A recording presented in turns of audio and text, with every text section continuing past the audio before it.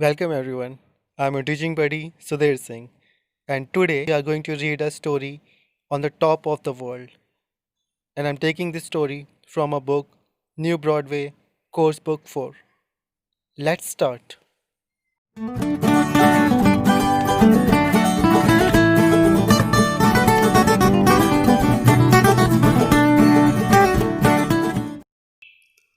On the top of the world. It was 5:30 a.m. on 25th May 2014.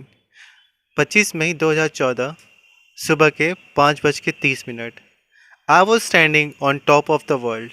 मैं दुनिया के सबसे टॉप पर खड़ी थी. Yes, I was proudly standing on the peak of mount Everest. हाँ, मैं पूरे गर्व के साथ माउंट एवरेस्ट के पीक पर खड़ी थी. Nobody my age had ever climb Mount Everest. मेरी उम्र का आज तक कोई भी माउंट एवरेस्ट पर क्लाइंबिंग नहीं किया था. Don't you want to know how old I was at the time? क्या आप जानना नहीं चाहेंगे मैं उस वक्त कितने साल की थी? Just 13 years 11 month. मैं 13 साल और 11 महीने की थी. You probably wondering who I am. आप शायद ये सोच रहे होंगे मैं कौन हूँ. Well, I am Purna Malavath from Pakala, a remote village in the Nizamabad district of Telangana. मेरा नाम पूर्णा मलावत है. मैं तेलंगाना के निज़ामाबाद डिस्ट्रिक्ट में एक रिमोट विलेज पकाला के रहने वाली हूँ. You won't believe that the nearest shop from my house is 7 kilometre away. आप शायद इस बात पे विश्वास नहीं करेंगे कि मेरे घर के जो सबसे पास में जो दुकान था वो मेरे घर से 7 किलोमीटर दूर पर था. My parents are farm labours but they understand the value of education. मेरे पेरेंट्स एक फार्म लेबर थे लेकिन वो पढ़ाई का महत्व समझते थे. So after I finish primary school in the village they sent me to the nearest residential school run by the Telangana social welfare residential school society. तो मैंने अपने जैसे ही प्राइमरी स्कूल कंप्लीट किया मेरे पेरेंट्स ने मुझे पास के ही रेसिडेंशियल स्कूल मतलब a school where students have to live in a hostel during their term time, मतलब एक तरह से बोर्डिंग स्कूल जिसे कहते हैं. मेरे पेरेंट्स ने मुझे रेसिडेंशियल स्कूल में एडमिशन करा दिया जिसे गवर्न करते थे, जिसे गवर्न और मतलब रन करते थे, कंट्रोल करते थे, मतलब Telangana social welfare residential school society. Suddenly I become part of a large family of Soros, और जल्द ही मैं सोरोस के एक बड़े परिवार का हिस्सा बन गई थी. That is what all the students and teachers in the society schools are known as. और यही वो नाम था जिसे इस सोसाइटी के स्कूल के सारे स्टूडेंट्स और टीचर को जाना जाता था. My life changed when I was in class 9. मेरी लाइफ पूरी तरीके से बदल गई थी जब मैं क्लास 9 में थी. One day I was told by the head mistress of my school that I have been selected for training in rock climbing. एक दिन मेरे स्कूल की हेड मिस्ट्रेस ने मुझसे कहा कि मुझे रॉक क्लाइंबिंग ट्रेनिंग के लिए सेलेक्ट किया गया है अलॉन्ग विथ 109 अदर सोरोस. और मेरे साथ ही साथ 109 और सोरोस का भी सिलेक्शन हुआ था. I headed to the rock climbing school in Bhongir, और मैं फिर बोंगेर के रॉक क्लाइंबिंग स्कूल में चली गई. One day at the camp doctor Praveen Kumar an IPS officer and the secretary of society called me and said. एक दिन डॉक्टर प्रवीण कुमार जो कि एक IPS ऑफिसर थे और सेक्रेटरी ऑफ द सोसाइटी ने मुझे बुलाया और मुझसे कहा, you are a very good climber. तुम एक बहुत अच्छी क्लाइंबर हो. I think you should go to Darjeeling for advance training in mountain climbing. मेरे ख्याल से तुम्हें दार्जिलिंग चले जाना चाहिए अपने एडवांस ट्रेनिंग के लिए. That was ended a happy moment for me, जो कि मेरे लिए सचमुच एक बहुत ही खुशी का पल था. Soon, 20 sorrows, including me, were sent to the Himalayan Mountaineering Institute in Darjeeling for a 20-day training course.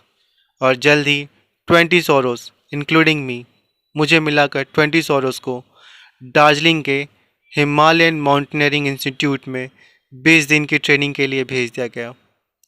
I had the good fortune to be the part of the youngest team of 20 members that conquered Rinok Peak in the Kanchenjunga range of the Himalayas.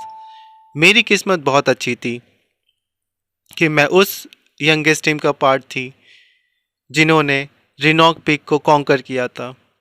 रिनॉक peak Himalaya के Kanchenjunga range में पाया जाता है और हम 20 members के group ने उस रिनॉक पीक को कॉन्कर किया था। कॉन्कर किया मतलब उस पर चढ़ाई की थी, कंप्लीट चढ़ाई एकदम टॉप पर।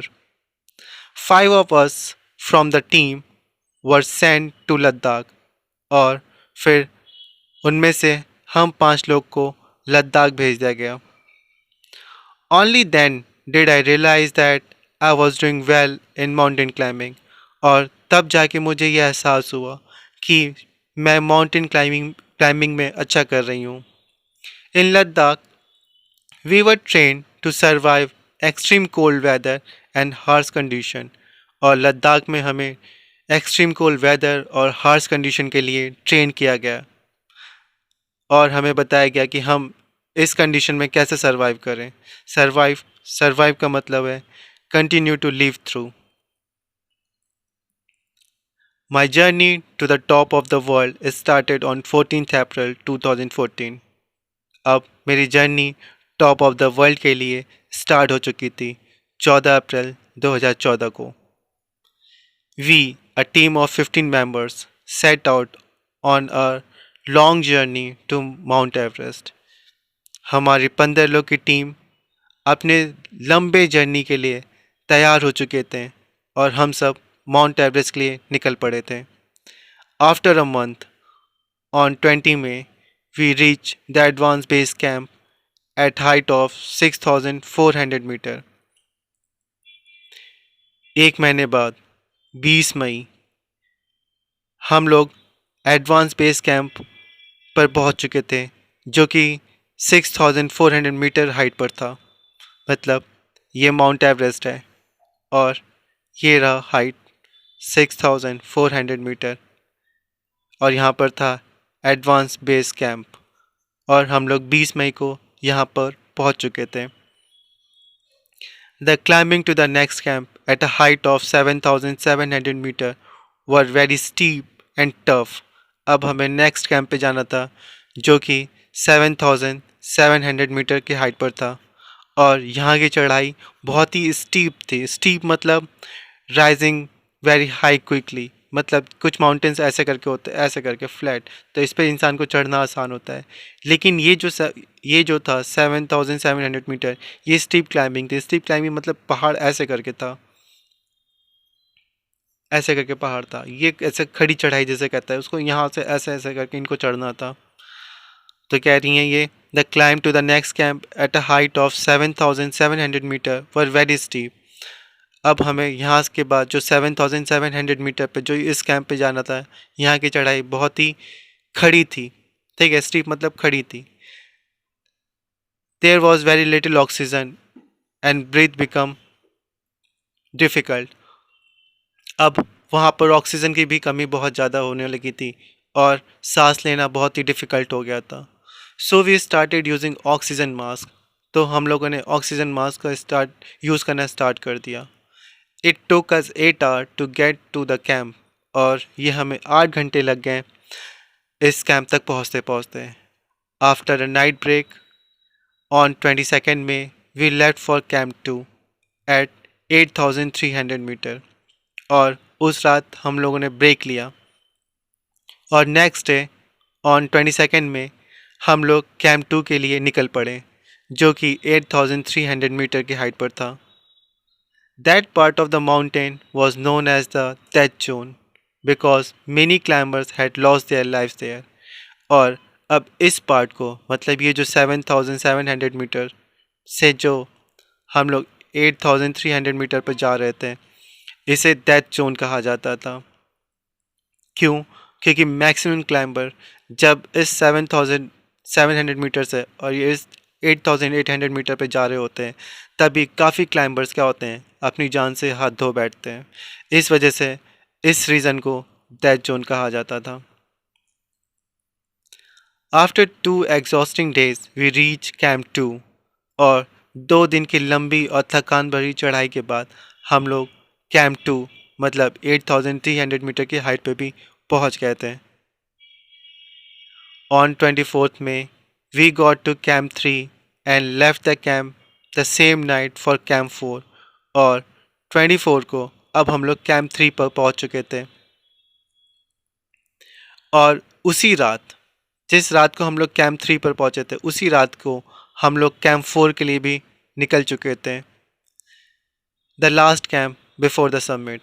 और ये जो कैंप 4 था, ये लास्ट कैंप था बिफोर द समिट. समिट मतलब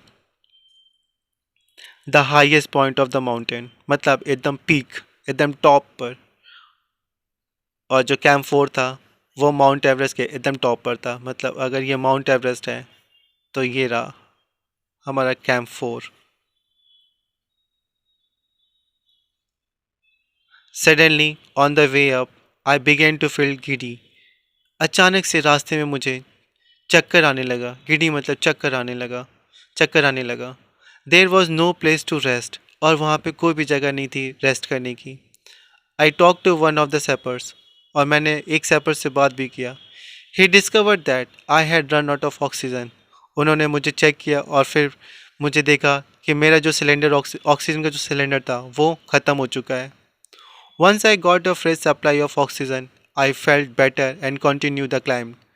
और फिर मुझे एक फ्रेश सप्लाई ऑफ ऑक्सीजन दिया गया और मैं अच्छा महसूस करने लगी और मैं अपनी क्लाइंबिंग को फिर कंटिन्यू रखी.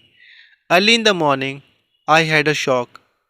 और चढ़ते चढ़ते जब सुबह हो गई तो मुझे एक शॉक सा लगा. I saw a dead body laying in the snow.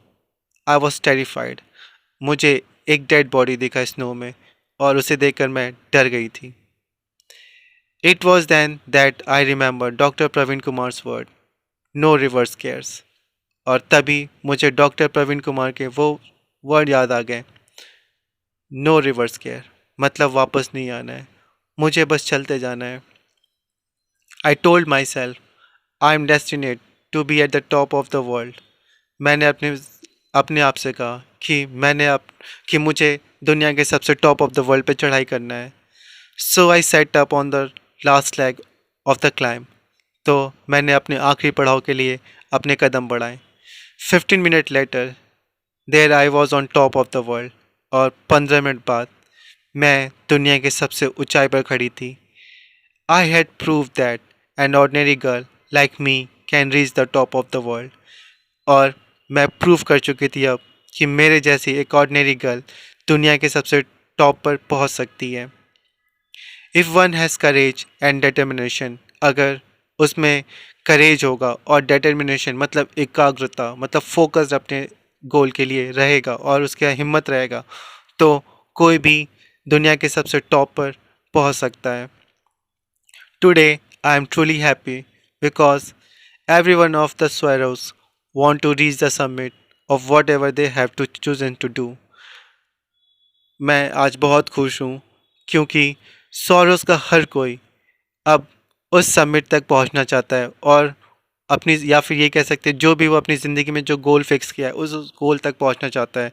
और उनके लिए मैं एक इंस्पिरेशनल की तरह हूँ. This was the story of Purna Malawat and how her hard work and perseverance changed her life from an ordinary girl to a celebrity.